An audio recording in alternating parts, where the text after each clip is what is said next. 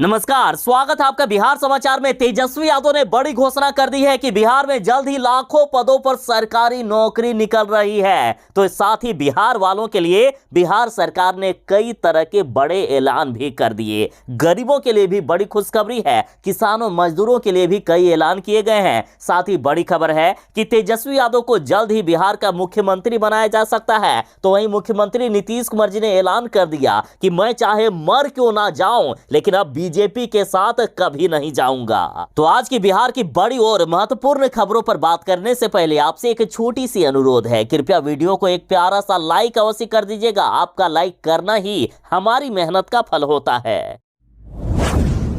मुख्यमंत्री नीतीश कुमार जी ने बड़ा ऐलान किया है कि मर जाएंगे, लेकिन अब बीजेपी के साथ नहीं जाएंगे। और इसके पहले भी एक बार विधानसभा में मुख्यमंत्री नीतीश कुमार जी ने कहा था कि मिट्टी में मिल जाएंगे, लेकिन अब बीजेपी के साथ नहीं जाएंगे। यह असंभव है, नामुमकिन है कि मैं बीजेपी के साथ चला जाऊं। लेकिन नीतीश कुमार जी ने पलटी मारकर फिर से बीजेपी के साथ चले गए। लेकिन इस बार मुख्यमंत्री नीतीश कुमार जी ने कसम खा लिए हैं कि चाहे जो भी हो जाए, चाहे मैं मर क्यों ना जाऊं, लेकिन अब बीजेपी के साथ कभी नहीं जाऊंगा।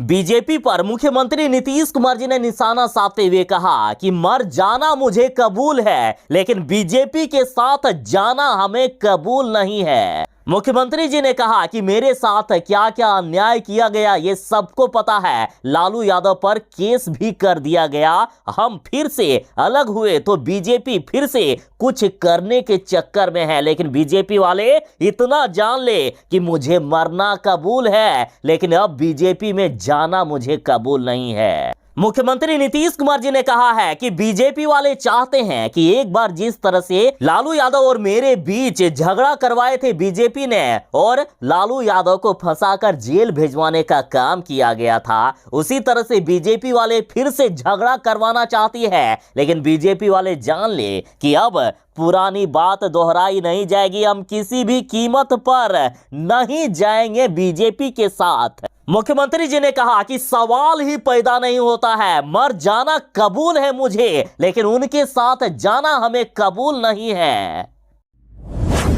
बिहार के युवा जो नौकरी की तलाश कर रहे हैं उनके लिए बड़ी खबर है। देखिए, एलआईसी में 9,394 पदों के लिए वैकेंसी निकाली गई है। देखिए, सरकारी नौकरी की चाहत रखने वाले युवाओं के लिए अच्छी खबर है। एलआईसी में अप्रेंटिस डेवलपमेंट ऑफिसर के 9,394 पदों पर वैकेंसी निकली है। आवेदन के लिए 21 से 30 वर्ष की आयु सीमा तय की गई है और आवेदन करने के लिए ज्यादा समय नहीं बचा है। देखिए, आवेदन करने की अंतिम तारीख 10 फरवरी तक ही है। इच्छुक अभ्यर्थी एलआईसी की ऑफिशियल वेबसाइट www.licindia.in पर जाकर आवेदन कर सकते हैं। चयन प्रक्रिया की बात करें तो लिखित परीक्षा, मेंस और इंटरव्यू के आधार पर चयन किया जाएगा। और यदि वेतन की बात करें तो देखिए, चयनित उम्मीदवारों को 51,500 रुपये प्रति माह वेतन दिया जाएगा।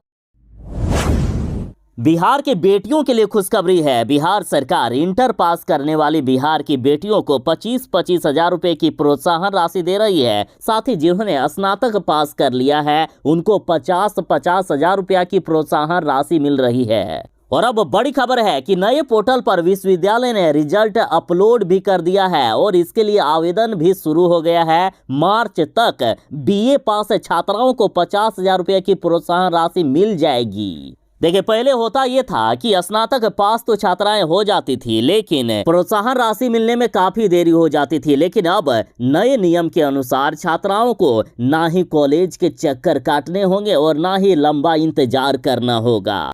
स्नातक उत्तीर्ण छात्राओं के सर्टिफिकेट जांच में देरी से अजीज शिक्षा विभाग ने अब नया पोर्टल ही तैयार कर दिया है। इस पर सभी विश्वविद्यालयों ने उत्तीर्ण छात्राओं का रिजल्ट अपलोड कर दिया है और इससे सर्टिफिकेट जांच ऑटोमेटिक होगी और राशि छात्राओं के खाते में ऑटोमेटिक ही भेज दी जाएगी। 31 मार्च 2021 के बाद बीए पास छात्राओं को 50,000 रुपया की प्रोत्साहन राशि मिलने वाली है और इसके लिए आवेदन प्रक्रिया शनिवार से ही शुरू कर दी गई है। छात्राओं को ऑनलाइन आवेदन करना होगा।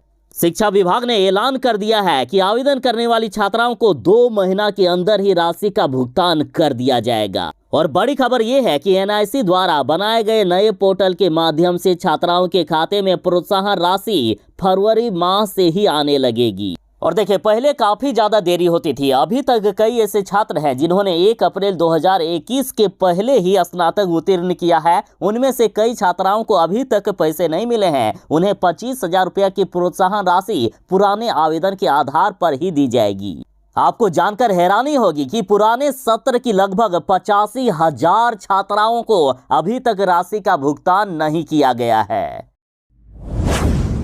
आखिर ये महागठबंधन की सरकार चलेगी कैसे, जब राजद वाले खुद मुख्यमंत्री नीतीश कुमार जी की ही इज्जत नहीं कर रहे हैं। मुख्यमंत्री नीतीश कुमार जी के खिलाफ राजद के कई नेताओं के बयान सामने आए हैं। और अब देखिए, राजद नेता उदय नारायण चौधरी ने कह दिया कि नीतीश राज में लंगड़ी सरकार। जब तेजस्वी यादव बिहार के मुख्यमंत्री बनेंगे तभी बिहार में कुछ ठीक हो पाएगा। आरजेडी नेता उदय नारायण चौधरी ने कहा है कि बिहार में अभी लंगड़ी सरकार है। जिस दिन आरजेडी की पूर्ण सरकार बनेगी और तेजस्वी यादव जिस दिन कुर्सी पर बैठेंगे उसी दिन बिहार में सब कुछ ठीक हो पाएगा। जब तक बिहार में नीतीश कुमार जी गद्दी पर बैठे रहेंगे तब तक ऐसे ही बिहार में लंगड़ी सरकार बनी रहेगी। और यदि बीजेपी की माने तो बीजेपी ने मुख्यमंत्री नीतीश कुमार जी पर कहा है कि आरजेडी ने नीतीश कुमार को हैसियत बताने का काम किया है। भाजपा प्रवक्ता ने कहा कि उदय नारायण चौधरी, जगदानंद सिंह, सुधाकर सिंह, भाई वीरेंद्र, चंद्रशेखर, इन सभी ने मुख्यमंत्री नीतीश कुमार जी को हैसियत बताने का काम किया है। देखिए, बीजेपी नेता बोले कि जगदानंद सिंह ने एक तरफ जहां बड़ा खुलासा करते हुए कहा कि जब महागठबंधन की सरकार बनी थी उस समय लालू यादव के साथ यही डील हुई कि तेजस्वी यादव को 2023 में मुख्यमंत्री बनाना पड़ेगा। और इससे पहले शिवानंद तिवारी ने मुख्यमंत्री जी को सलाह दी थी कि वे तेजस्वी यादव को सत्ता सौंपकर आश्रम चले जाए। भाई वीरेंद्र ने भी जगदानंद सिंह का समर्थन करते हुए तेजस्वी यादव के मुख्यमंत्री बनने की बात दोहराई थी। सुधाकर सिंह ने अपने बयानों से नीतीश कुमार के लिए मुश्किलें खड़े कर दिए हैं। सुधाकर सिंह ने नीतीश कुमार जी को भिखंडी और दुनिया का सबसे बड़ा भिखमंगा तक कह दिया। बिहार में फिर से भयानक ठंड बढ़ने वाला है। मौसम विभाग का कहना है कि 1 फरवरी से फिर बर्फीली हवाओं की चपेट में रहेगा बिहार। बिहार वालों के लिए मौसम विभाग ने खतरनाक अलर्ट जारी कर दिया है। मौसम विभाग का कहना है कि बिहार में 31 जनवरी की रात से लेकर फरवरी के प्रथम सप्ताह तक एक बार फिर कड़ाके की ठंड बढ़ने वाली है। और इस दौरान उत्तरी हिमाचल और पंजाब हरियाणा के मैदानों से आने वाली सर्द पछुआ हवाएं बिहार को कपाने का काम करेगी। इस अवधि में 25 से 30 किलोमीटर प्रति घंटे की रफ्तार से पछुआ हवा चलने की उम्मीद है। बिहार के सभी जिलों में भयानक ठंड बढ़ने वाली है। पटना की बात करें तो पटना में न्यूनतम तापमान 4.5 डिग्री की गिरावट की आसार हैं। एक तरफ जहां बीजेपी वाले कह रहे हैं कि नीतीश कुमार जी बिहार के लिए राजनीतिक बोझ बन गए हैं, उनके साथ अब हम किसी भी तरह की कोई भी समझौता नहीं करेंगे, तो इधर मुख्यमंत्री नीतीश कुमार जी ने भी जवाब दे दिया है कि मैं मर क्यों ना जाऊं लेकिन अब बीजेपी के साथ कभी नहीं जाऊंगा। यह असंभव है कि मैं बीजेपी के साथ दोबारा चले जाऊं। देखिए, भाजपा नेता सुशील कुमार मोदी ने कहा है कि नीतीश कुमार बोझ हो गए हैं, उनको कोई तवज्जो नहीं देता, उनको कोई आज पूछता तक नहीं है। समझौता उनके साथ होता है जिसके पास ताकत होती है। किसी भी हालात में नीतीश कुमार के साथ अब समझौता नहीं किया जा सकता है। साथ ही बीजेपी ने कहा है कि हमारी पार्टी अब अकेले दम पर चुनाव लड़ेगी और बिहार में सफलता पाते हुए सरकार भी बनाएगी। बीजेपी ने कहा कि नीतीश कुमार जी बोझ हो गए हैं, उनको आज कोई भी वैल्यू नहीं देता है, कोई भी तवज्जो नहीं देता है। यदि हम बीजेपी वाले नीतीश कुमार के साथ रहेंगे तो हमारी भी इमेज खराब होगी, हमारी और भी बिहार में छवि खराब होगी।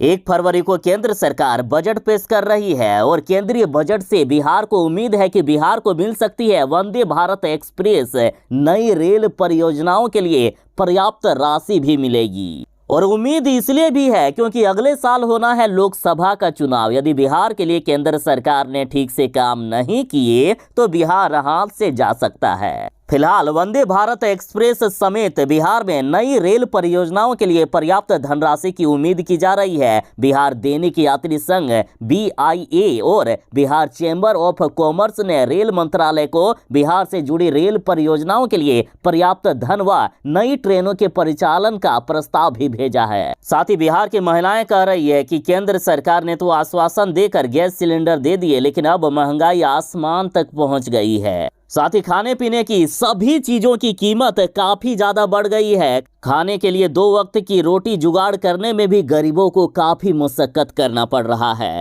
तो जो बजट पेश किया जा रहा है, तो बिहार के लोग मांग कर रहे हैं कि महंगाई को कम किया जाए, तभी हम बीजेपी को वोट देने का काम करेंगे।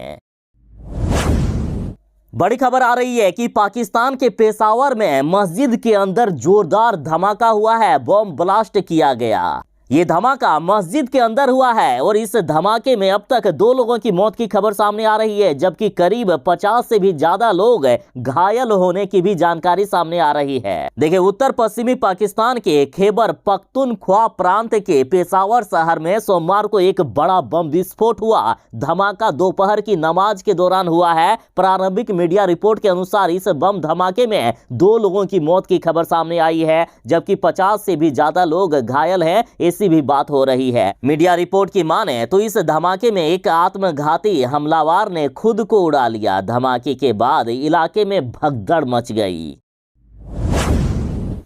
बिहार बोर्ड के इंटर का एग्जाम 1 से 11 फरवरी के बीच होनी है। स्टूडेंट एडमिट कार्ड को डाउनलोड कर रहे हैं। 1 फरवरी से पहले एडमिट कार्ड को डाउनलोड किया जा सकता है। और साथ ही बड़ी खबर है कि यदि बाद में एडमिट कार्ड गुम भी हो गया, फिर भी दे सकेंगे इंटर की परीक्षा। बोर्ड के द्वारा आदेश जारी किया गया है कि स्टूडेंट का एडमिट कार्ड गुम हो गया या भूल से घर पर ही छूट गया तो भी उसे परीक्षा में शामिल किया जाएगा। उपस्थिति पत्रक के स्कैन्ड फोटो से अभ्यर्थी की पहचान होगी। साथ ही रोल कोड से सत्यापित कर अभ्यर्थी को परीक्षा की अनुमति मिलेगी। बिहार बोर्ड की इंटर की परीक्षा में 13 लाख से भी अधिक परीक्षार्थी परीक्षा में भाग ले रहे हैं।